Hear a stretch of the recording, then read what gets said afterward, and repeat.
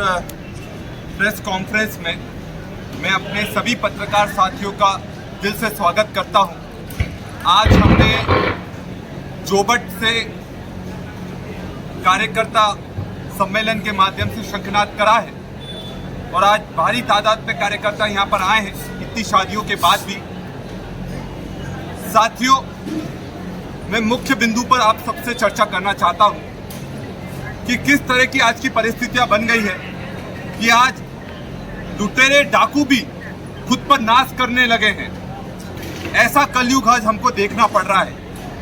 आज लुटेरे डाकू भी मंत्री संतरी बन रहे हैं। ऐसा कलयुग हमको आज देखना पड़ रहा है। और जो भाजपा ये कहती है कि हमारे यहाँ जीरो टॉलरेंस है, पर हकीकत ये है कि आज अगर भ्रष्टाचारी देश में कहीं दो जगह मिलेंगे तो या तो वो जेल है या भारतीय जनता पार्टी।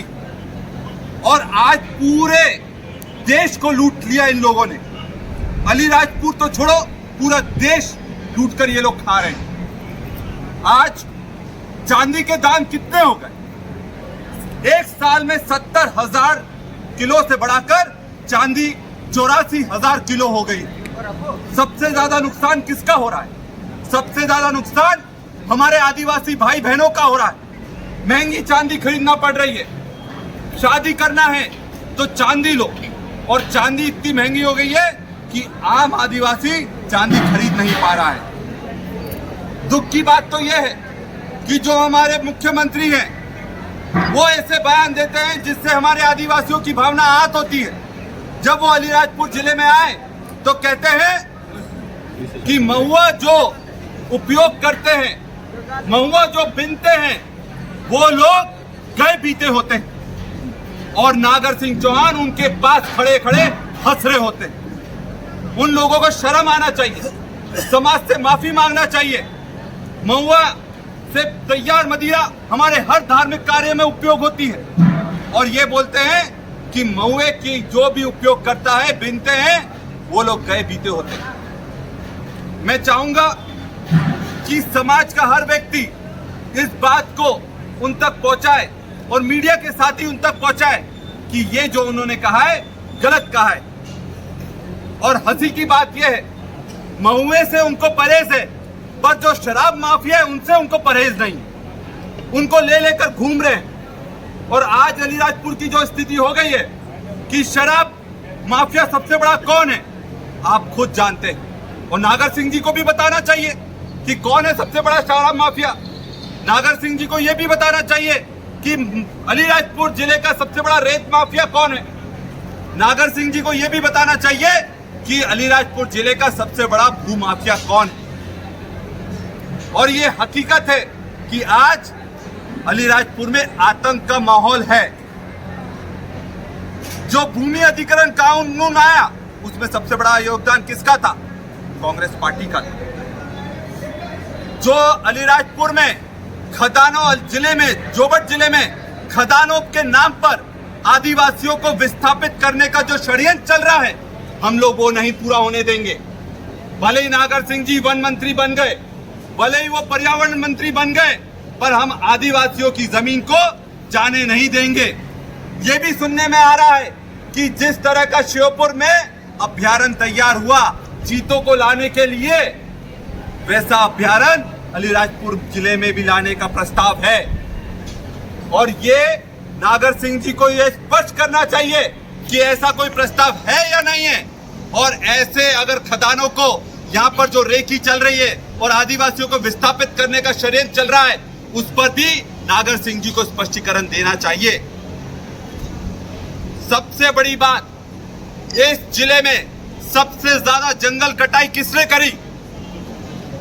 नागर सिंह जी स्पष्ट करें, क्या उनके परिवार के लोग उसमें शामिल नहीं थे? यहां तो उनको वन मंत्री बनाकर चोर के हाथ में चाबी देने का काम करा गया। और कर्मचारियों की क्या स्थिति है?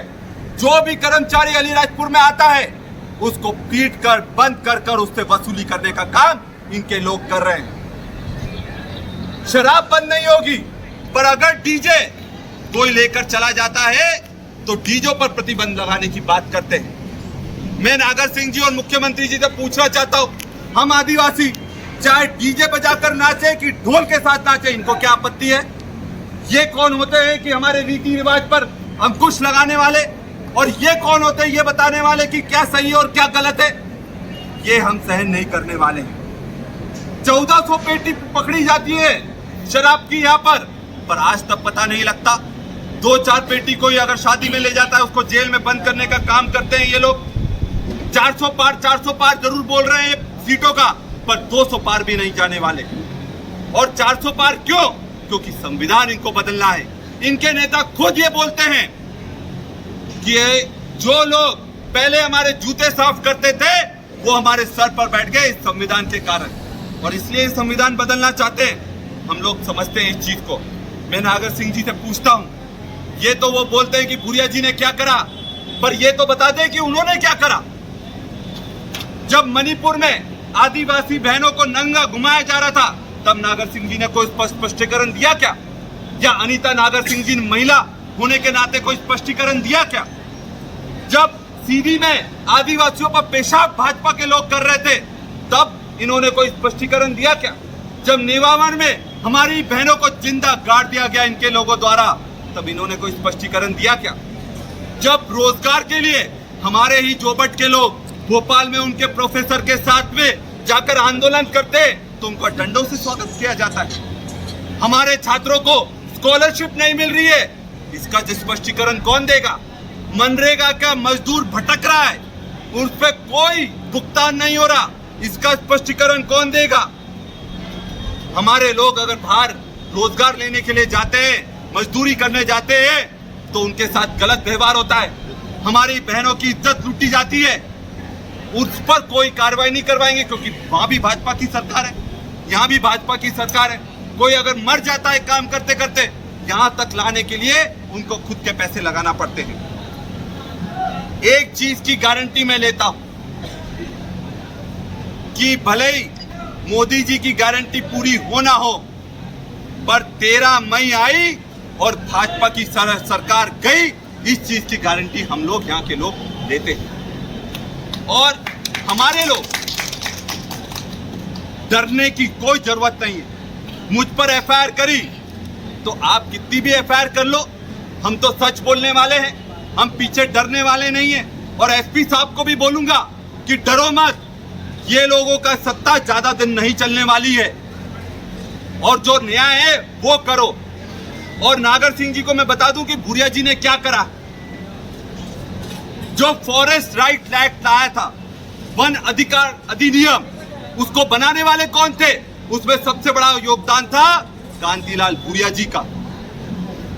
जो अलीराजपुर में ट्रेन आई, झाबुआ जिले में ट्रेन स्वीकृत हुई, ये योजना को स्वीकृत करवाने वाला कौन था? कांतिलाल भूरिया जी थे। जो एकलव्य विद्यालय, चाहे अलीराजपुर जिला हो, चाहे झाबुआ जिला हो, चाहे रतलाम जिला हो, पूरे देश में 16-16 करोड़ के एकलव्य विद्यालय खुले, ये किसके कारण हुआ है? जब कांतिलाल भूरिया जी केंद्रीय मंत्री थे तो ये उनका योगदान था। मनरेगा रोजगार की गारंटी कौन लेकर आया? भूरिया जी और कांग्रेस पार्टी लेकर आई। ट्राइबल सब प्लान जो हम पैसा देते थे, आज वो पैसा भी ये लोग नहीं दे पा रहे हैं। और सबसे बड़ी बात, नागर सिंह जी, आप जिस अस्पताल में पैदा हुए वो कांतिलाल भूरिया कांग्रेस की देन है।